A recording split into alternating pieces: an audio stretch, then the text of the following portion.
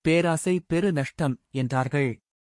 வினாசாகாலே விபரீத புத்தி என்றார்கள். தன்வினை தன்னைச் சுடும் என்றார்கள். முற்பகல் செய்யின் பிற்பகல் விளையும் என்றார்கள்.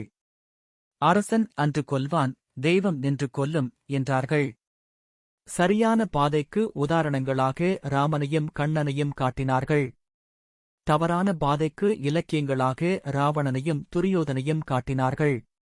நமது வாழ்க்கை எத்தனை நாள் ஓடுகிறதோ அத்தனை நாளுக்கும் நாட்குறிப்பு எழுதி வைத்தது போல் நன்மை தீமை குறிப்பு எழுதி வைத்தார்கள்.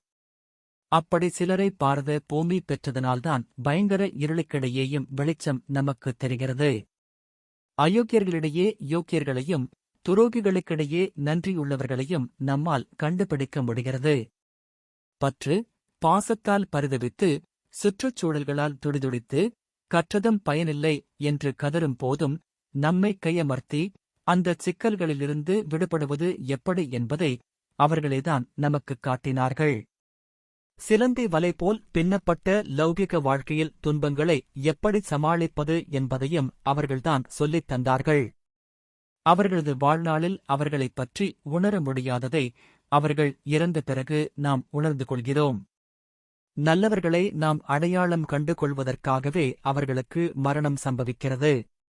வாழ்ந்த நாளில் அவர்களை வசைபாடியவர்கள் கூட அவர்கள் இறந்த நாளில் அவர்களுடைய நற்பண்புகளை எண்ணிப் பார்க்கிறார்கள். அன்றாட நிகழ்ச்சிகளின் மீது ஆத்திரமுற்று அவர்களைத் தாக்கியவர்கள் கூட அவர்களது மொத்தப் பண்புகளை எண்ணி வியக்கிறார்கள். அவர்கள் உலகத்திற்காகவே வாழ்ந்தவர்கள் என்பதை எண்ணும்போது நாமும் அதுபோல் வாழ வேண்டும் என்று சிலராவது எண்ணுகிறார்கள். குருடனுக்கு கிடைக்கின்ற கைக்கோல் ஒரு ஞானியைப் போன்றது, அது அவனுக்கு வழிகாட்டுவதால். எத்தனையோ குருடர்களுக்கு ஒரே கைக்கோல் வழிகாட்டுகிறதென்றால் அது ஞானிக்கு ஞானியாகும்.